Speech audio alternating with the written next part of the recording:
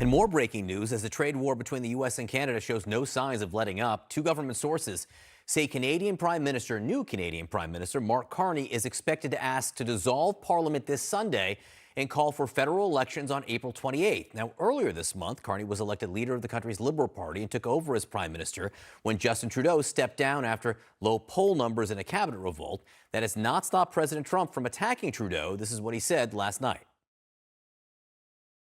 One of the nastiest countries to deal with is Canada. The people that, now this was Trudeau, the people that good old Justin, I call him Governor Trudeau, his people were nasty. President Trump last night. Now, earlier this month, before stepping down, Trudeau said this at a press conference. Canadians are hurt. Canadians are angry. We're going to choose to not go on vacation in Florida or Old Orchard Beach or wherever. And that's happening. Our Randi Kaye went to Maine's Old Orchard Beach, and this is her report. This has been a family business for 50 years. You got to take into the fact how the Canadians perceive this, and they are incredibly pissed off. We met Sterling Morse in Old Orchard Beach, Maine. He owns the Point of View Inn, which is only about 150 miles from the Canadian border. We have been here. He says the majority of his regular customers are French Canadians. Very traditional people, families that take the same room, the same dates every year. Not this year. Sterling says most of his Canadian customers have canceled, fed up with President Donald Trump's antagonistic rhetoric toward Canada.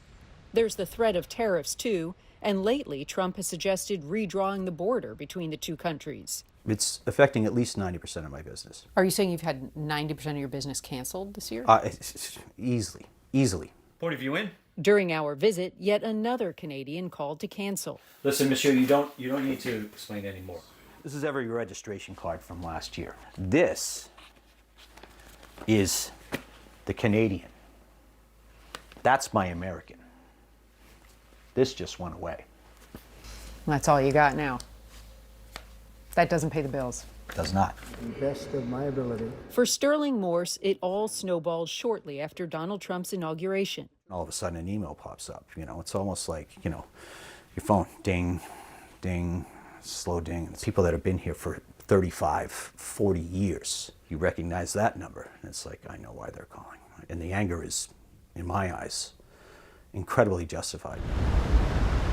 Here in Old Orchard Beach, roughly 40% of the tourists come from Canada, according to the Chamber of Commerce.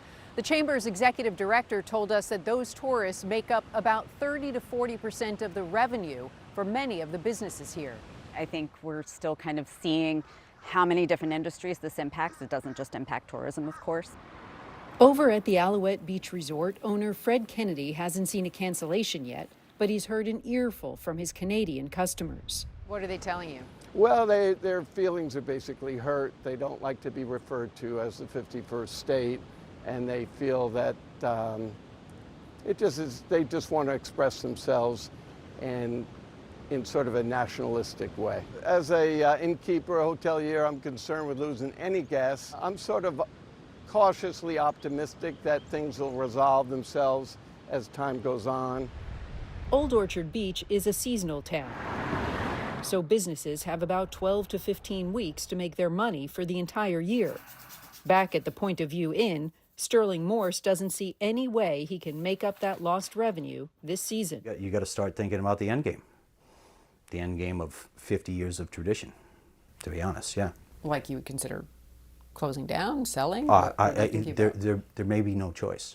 Sterling Morse, the inn owner who says he lost 90% of his business, went to school in Montreal and feels a real kinship with Canadians.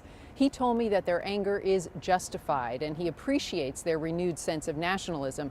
He also told me that he has tried to convince some of them to change their minds and to come anyway, but he says they are standing firm with Canada. Randi Kaye, CNN, Portland, Maine.